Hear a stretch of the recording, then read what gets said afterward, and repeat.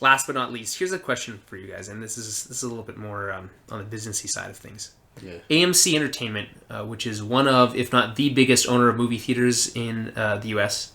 and around the world, actually, to some degree, are considering what they call, or what is called, variable ticket pricing. The idea there is that a new movie, a blockbuster film, let's say Star Wars Episode 8, comes out. Its first 2 weeks, the ticket costs more. Then it would be the most expensive. It'll go down in price over time. But when it's new, it would be much more expensive than what you would expect from a regular movie ticket price at its newest. I don't know. I think it's probably pretty smart. At the end From of the day. I think it's from at an economic point of view, it makes perfect sense, right? Like, that's when your demand is highest. Yeah. They're gonna shell out the cash, but it's gonna change a lot of people's minds too. I think It'll push certain people away, but most of the hardcore fans will be like, yeah, day one, I don't care. Yeah, they don't care. They're gonna be there anyway. Exactly. But Right. you're eliminated other people. Who are, okay, I'm just gonna wait when it's cheaper. How does that affect your box office results, which are extremely important to studios? Yeah. Yeah. That's hard to say. I don't know. You could say, well, you're making more up front because the tickets cost more, but then you're also losing out on, like, where's the price elasticity or whatever thing there. But I don't know. I think in terms of at least the first week, like, you're probably filling theaters every day, like, for those big blockbusters. Anyway, but then jack it up. the way I think about it is, okay, that's fine. So let's say Star Wars is a $20 ticket now. Mm-hmm. Okay. Does that mean then that the quote unquote Oscar movie that isn't going to draw a bunch of people to the theater anyway, is that now an $8 ticket? No. Cheaper? You think they lower the price? You would lower the price of other movies, and like if you're just talking variable ticket pricing, that means not every movie is worth the same. Which right now we're talking literally, no matter what movie you go to, they're the same price, right? So we live in a world where not every movie exists like that. A movie that is not going to bring in a whole bunch of people at a regular ticket price, you might be able to get more people in the door if the ticket's cheaper. Mm-hmm. So Benjamin Button now is not a $18 ticket; it's a $10 ticket. That makes sense. And then although I feel like it's smart, but at first it's gonna be a little weird because all of a sudden you want to go see a movie day one, your ticket's jacked up. Well, it definitely affects us too, specifically. So you're punishing your day one people. You're not rewarding them at all. That's right. But you can count on them, so that sucks.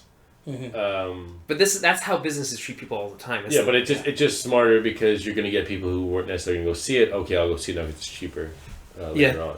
I mean, you can kind of reintroduce the cheap seats model, but in a different way. Because they're almost kind of realizing that people just aren't going to theater as much anymore, especially with how streaming services are. Right?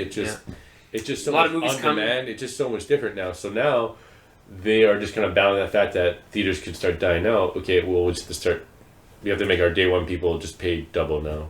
Yeah, it's like we're carrying the weight of and then eventually it'll just kind of like die off. But I don't think theaters aren't going away. They're slowing down. They're slowing down. That's why the model needs to. I think the model needs to change, and variable ticket pricing might be what that is. At face value, it's not terrible. I think when you look at it purely from someone who does show up for two big blockbusters on the first day, yeah, that sucks because now you're paying. You gotta take into account like what you purchase at the movie theater too, because like food and popcorn. Well, I mean, I don't think that's going to change. Yeah. No, but like it's crazy. Yeah. Like I always have a memory of Daniel swiping his card, and it's always like $60 extra. Well, I just think it's like, well, you're like, okay, we're gonna go see a movie. Is a movie for two. Like $89 later.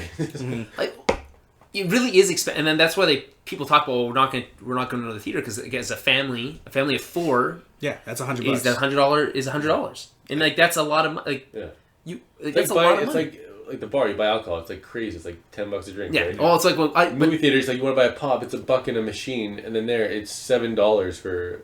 It's less than $1. Yeah, per pop. It's like 10 cents probably. I mean, then you got, but I don't want to get into that. I just thought that it was an interesting discussion because I just think that has to be taken into account when people are spending money already. They're spending more. I try to avoid buying popcorn at the theater when I can. It's tough though. When sometimes you just like you're in there, you buttery smell it. popcorn, Oh, yeah. you smell it. And you just want to have it. Yeah. But I like to just like stock up with anything I can. the Like, candies. all my pockets, just like anything. There'll be like a Red Bull in there too. Like, Yeah, why not? Anything I can get. Well, you're going, like you're basically going camping. Is Yeah. really what's happening. Like, you just want to constantly be eating up while you're watching. I go straight VIP, man. I get all they deliver all this. I don't know. I guess I don't. That's true. Full blown meals too. Yeah.